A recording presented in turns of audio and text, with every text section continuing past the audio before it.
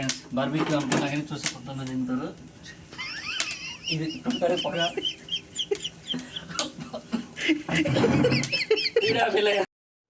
అందరికీ నమస్తే బా.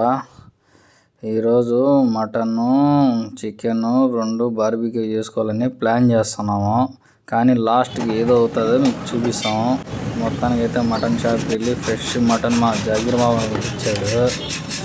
గుండెకాయలు, రాళ్ళగుండకాయలు, ఇంకోటి మెత్తే ఉన్నాయి చెప్పకూడదు, అవి కూడా కుట్టినాడు. అయితే మాంసం మట్టుకుని నెమ్మరం నీద్దము. అది ఇంకా చికెన్ మసాలా గిసాలా వేసి గారుగా మంటలు గింటలు వెలిగించి ఆ గుండెకాయలు, ఆ రాళ్ళ గుండెకాయలు పెట్టి కాల్చాము. కాల్చిన తర్వాత మటన్ ఏం చేసామంటే కర్రీ చేసాము. ఈ యొక్క చికెన్ ఓన్లీ లివర్ అవన్నీ తీసుకొని ఇంకా 2 లెగ్ పీసులు అవి కుట్టించుకొని అవి కాల్చుకున్నాము.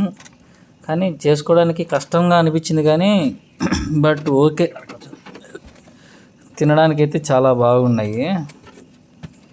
బార్బీక్యూ చూడడానికి మనం టీవీలో చూస్తాం కానీ అబ్బా ఏమీ కష్టం లేదు ఆయన.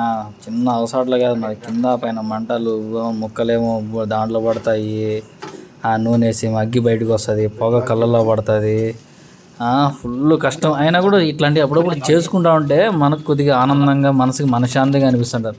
ఇదో ఎక్స్పీరియన్స్ అనమాట. ఏదైనా కానీ ఇట్లాంటివి మనం ఎక్స్పీరియన్స్ చేస్తూ ఉంటే మనకి బాగుంటుంది. ఈ మంట రావడానికి కింద నూనె వేసిన అందుకే అంత మంట వచ్చింది. ఏదో పొగలు పెట్టి ఊపింది ఏం లే పోయడం వల్ల దాంట్లో నూనె వేసిన మంట రావాలని కథలు పడడానికి.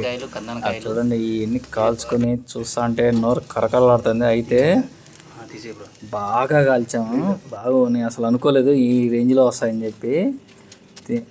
తింటే మటుకు క్రిస్పీగా మంచిగా ఎట్లంటే లోపల బాగా ఉడికి బయట క్రిస్పీగా ఉప్పు కారం వేసి బాగా వేసాం కదా. తినడానికి అయితే చాలా అంటే చాలా బాగుంది అబ్బా. ఇది మటుకు నేను వాస్తవం చెప్తున్నా, ఊరినే కథలు ఏం చెప్పలేదు కానీ నెంబర్ 1గా ఉండదు బా.